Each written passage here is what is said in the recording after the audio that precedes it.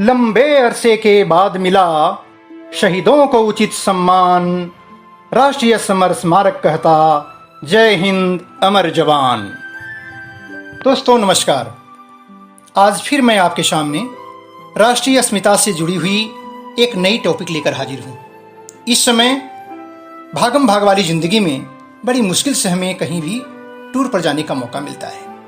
तो आइए हम आपको ले चलते हैं हिंदुस्तान का दिल कहलाने वाले दिल्ली शहर में बने, राष्ट्र को नई ऊर्जा से लबरेज करने वाले वतन के जाबाज परिंदों की यादों में उन्हें समेटे हुए राष्ट्रीय समर स्मारक की ओर।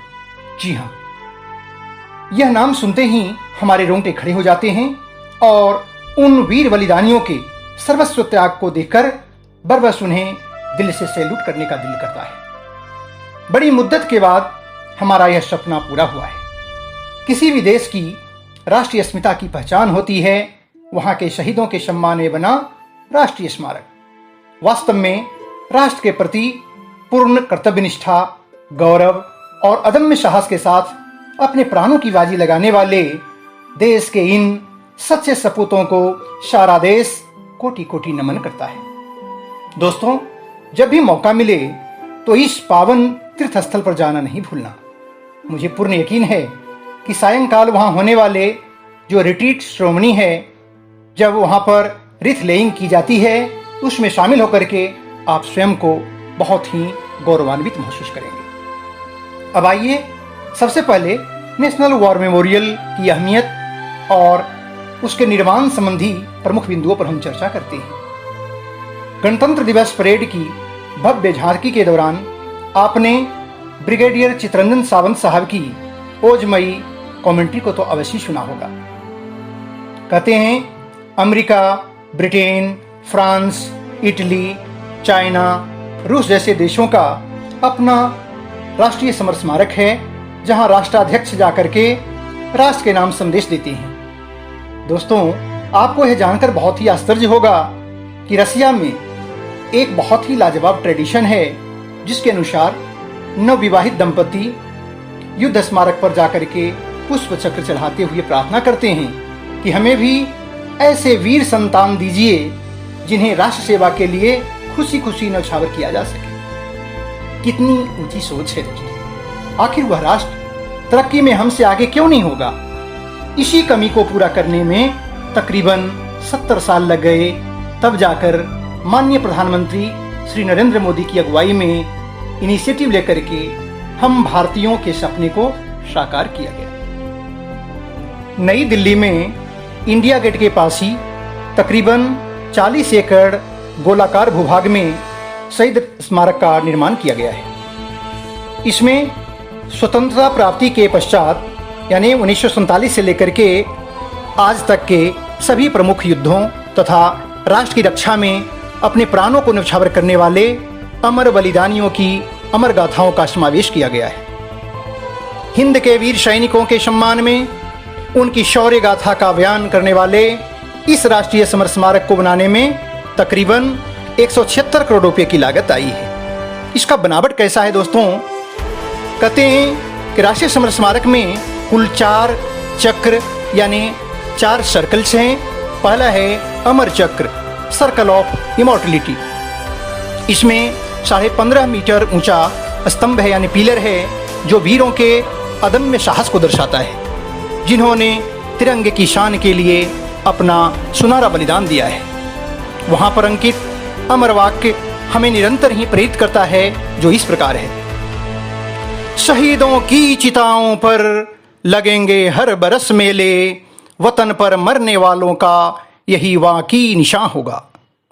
इन्हीं अमर बलिदानियों की स्मृति में यहाँ पर निरंतर फ्लेम जलता रहता है।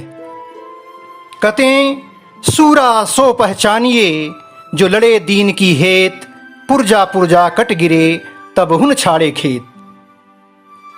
दूसरा चक्र है वीरता चक्र, सर्कल ऑफ ब्रेवरी।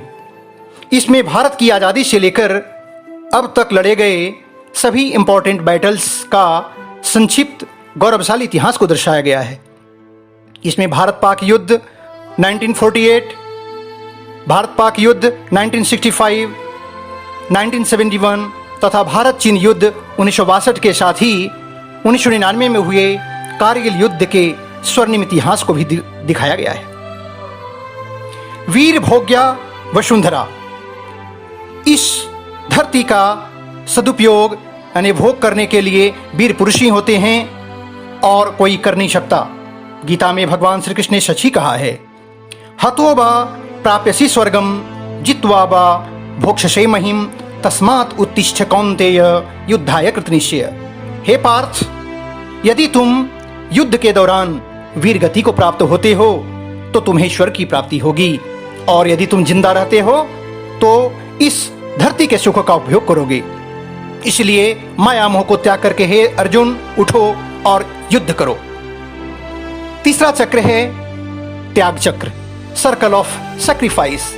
इसमें राष्ट्र के अस्मिता की रक्षा के लिए अपना सर्वोच्च बलिदान देने वाले 25,945 अमर बलिदानियों के शौर्य का नाम ग्रेनाइट पत्थर से यानी उनमें गोल्डन लेटर्स में लिखा गया है।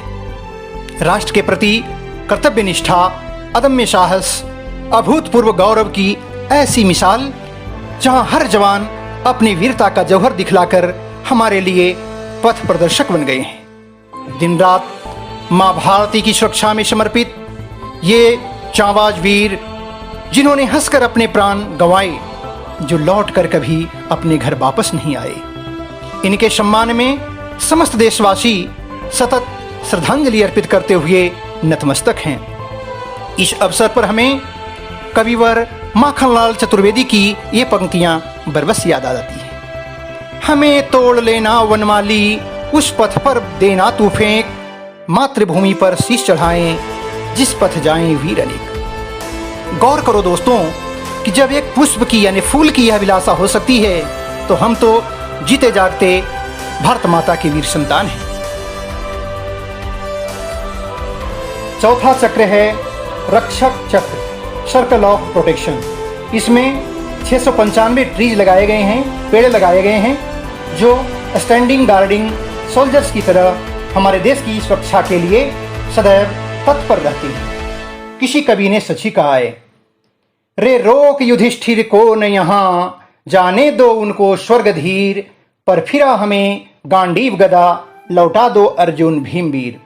यानी यहाँ पर देश की सुरक्षा के लिए हमें ऐसे जाबाज सैनिकों की जरूरत है। इसके साथ ही हेक्सागोनल शेप में युद्ध के दौरान अपनी वीरता का जौहर दिखाने वाले सुप्रीम गैलेंट्री अवार्ड विनर्स 21 परम वीर चक्र विजेताओं के ब्रॉन्ज बुस्ट लगे हुए हैं, जो भारतीय यूथ के लिए प्रेरणा के स्रोत हैं। वास्तव में दोस्तों, इससे अच्छी मृत्यु और किसे नसीब हो सकती है।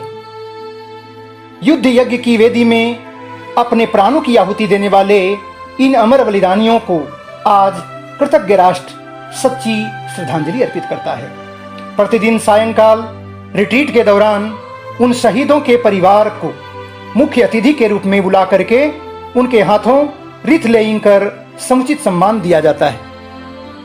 एक सच्चे सैनिक के मन में यही कामना होती है, यही अभिलाषा होती है। देह शिवा वर मोह यही, शुभ कर्म न ते कब हूं न टरों, न डरों अरिसो जब जाय लड़ों, निश्चय कर अपनी जीत करो। हर सिखो अपने ही मन को, यह लालच हो गुण तो उचरों, जब आव की योध निधान बने, अत ही रन में तब जूझ मरों, अत ही रन में तब जूझ मरों। यानी युद्ध के मैदान से कभी भी पीठ दिखाकर वापस नहीं लौटना है, चाहे हम अपने प्राणों को वहां पर बलिदान क्यों न कर दें। अंत में समस्त देशवासियों से यह गुजारिश करता हूं कि राष्ट्र की सुरक्षा में लगे सैन्य कर्मियों के उत्साह वर्धन के लिए उन्हें जय हिंद बोल करके समुचित सम्मान दें, ताकि उनका हौसला बुलंद रहे और हाई जोश के साथ हिमालय की तरह अटल इरादों के साथ वे अपने कर्तव्य पथ पर अग्रसर रहें। धन्यवाद। जय हिंद।